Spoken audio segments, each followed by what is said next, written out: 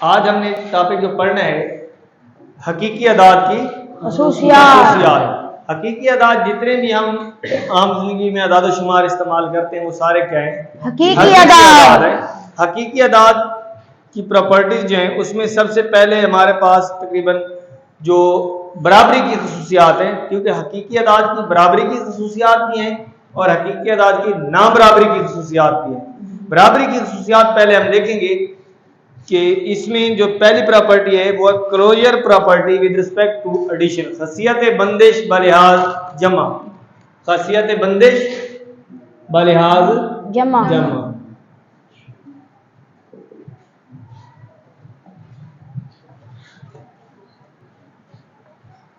इसका क्या मतलब है कि अगर दो तीन हकीकी अदाद लें, दो उनको जमा करें तो उसका जवाब भी हकीकी अदाद आएगा। हकीकी अदाद लेकर कोई से हकीकी अदाद को लें और उन्हें आपस में जमा करें तो जवाब भी हकीकी अदद होगा। इसे कहते हैं खसियत बंदिश बलिहाज जमा। मिसाल के तौर पे फॉर ऑल, इस अलामत का क्या मतलब है? सब के लिए, तमाम के लिए, उल्टे एक ही शक्ल में है। फॉर ऑल इसे इंग्लिश में पढ़ते हैं सब के लिए, तमाम के लिए उर्दू में कहते हैं कि तमाम हकीकी अदाद कौन से? ए भी हकीकी अदद हो, बी भी हो, तमाम हकीकी अदाद के लिए अगर ए जमा बी करें तो इसका जवाब भी हमेशा हकीकी अदद होगा। इसका मतलब है रुकन है कि अलामत है कि ए और बी जब हकीकी अदाद के अरकान हो तो इनका मजमुआ भी हकीकी अदद का रुकन क्या होगा। इसे कहते हैं हकीकी अदाद की खसियत बंदिश बलिहाज जमा। एक ये खसूसियत याद रहेगी कि खसियत बंदिश बलिहाज जमा में क्या है कि कोई से हकीकी अदाद लें, उनको जमा करें तो जवाब हमेशा हकीकी अदद आएगा। इसी तरह से हकीकी अदाद की खसियत बंदिश बलिहाज ज़रब है। जो दूसरी खसियत है हमारे पास वो क्या है? हकीकी अदाद की खसियत बंदिश बलिहाज ज़रब। तो इसके बारे में देखते हैं। अब हमारे पास जो दूसरी खसियत है वो खसियत बंदिश बलिहाज ज़रब है। हकीकी अदाद की खसियत बंदिश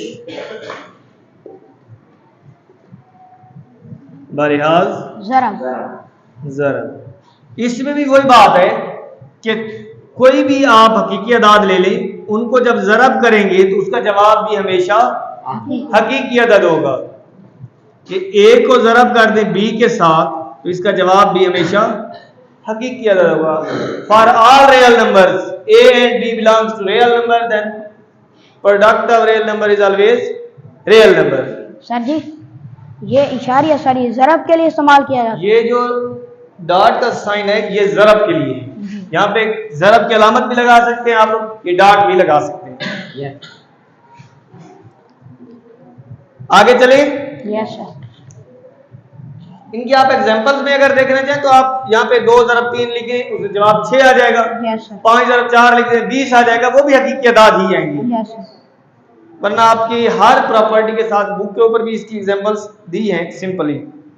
उसके बाद हमारे पास है खसियत तलाज़म बलिहाज जमा। खसियत तलाज़म बलिहाज जमा।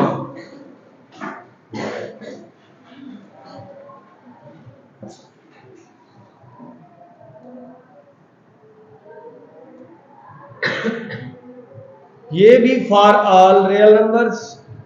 अब खसियत तलाज़म के लिए हमें 3 रकमों की जरूरत होती है। ए बी सी, कोई से 3 हकीकी अदाद है तो आप ए जमा बी जमा सी, इनका जवाब हमेशा ए जमा बी जमा सी। यानी कोई से 2 हकीकी अदाद जमा करें और फिर तीसरा तो उसको जमा कर दें, चाहे पहले 2 को या आखिरी 2 को पहले जमा कर लें, पहले को बाद में या दूसरे को बाद में है, तो दोनों के जवाब जो आएंगे वो बराबर आएंगे और हकीकी अदाद ही आएंगे। यस। ये है खसियत तलाज़म बलिहाज जमा। इसी तरह से हमारा चौथी प्रॉपर्टी है वो खसियत तलाज़म बलिहाज ज़रब। खसियत तलाज़म बलिहाज ज़रब।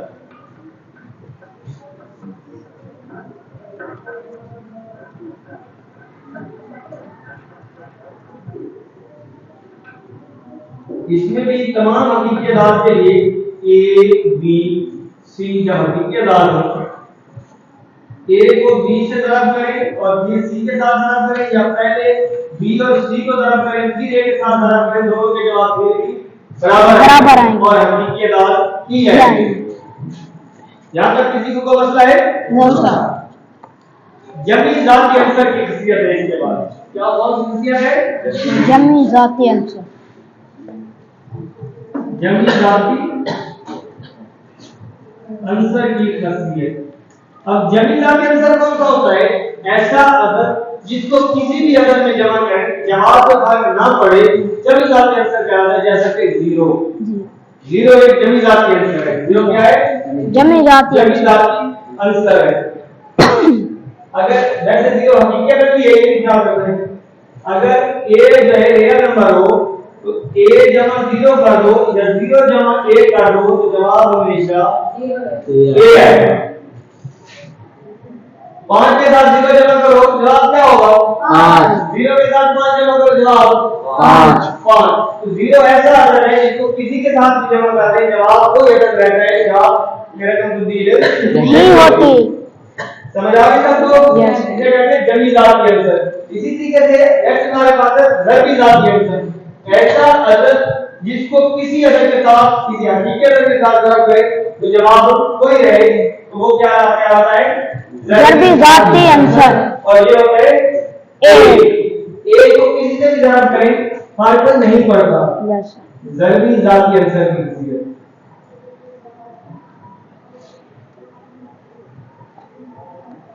ये हमारे पास प्रॉपर्टी नंबर 6 है, ज़रबी जाती अंसर की खसियत। अगर हमारे पास कोई हकीकी अदद ए है तो इस ए के साथ अगर एक को ज़रब करें या एक के साथ ए को ज़रब करें तो इसका जवाब हमेशा ए ही आएगा और ये भी हकीकी अदद ही आएगा। ऐसा अदद जिसको किसी में जमा करें फर्क ना पड़े जमी जाती अंसर कहलाता है, और ऐसा अदद जिसको किसी अदद के साथ ज़रब करें और उसके फर्क ना पड़े ज़रबी जाती अंसर कहलाता है। इसके बाद हमारे पास जो नेक्स्ट प्रॉपर्टी है वो है जमी माखूज की खसियत। इस चीज की जमी माखूज की खसियत।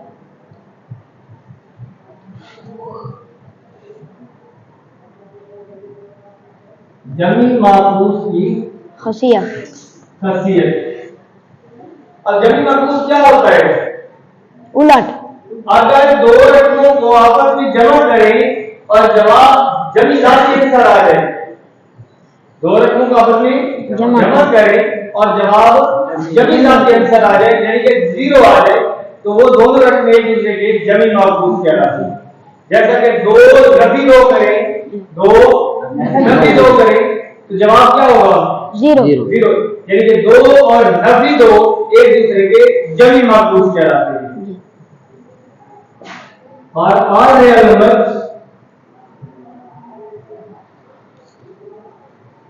हकीकी अदाद हो ए और नफी ए जमा नफी ए करें या नफी ए जमा ए करें, जवाब दोनों से सूत्रों में क्या आएगा? जीरो। तो ए और नफी ए एक दूसरे के क्या कहलाएंगे? जमी माखूज कहलाएंगे। उसके बाद ज़रबी माखूज की खसियत है। कौन सी खसियत है? ज़रबी माखूज। ज़रबी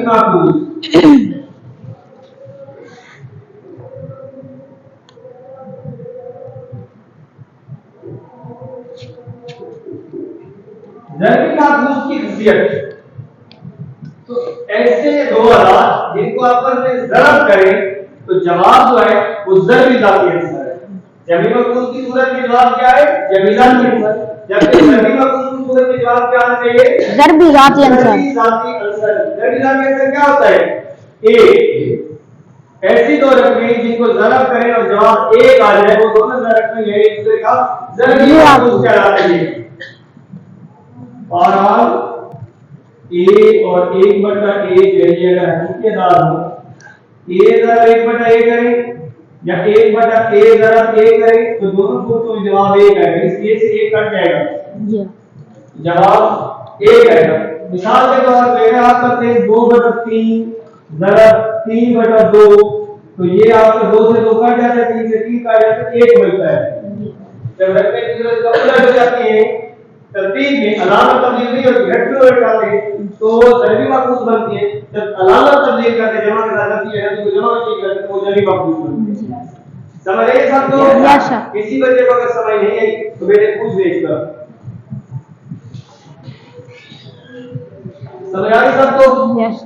क्या है कोई प्रॉब्लम? समझ आ आगे गया। चलें? चलो ये जल्दी से पहले नोट करो, फिर देखते हैं।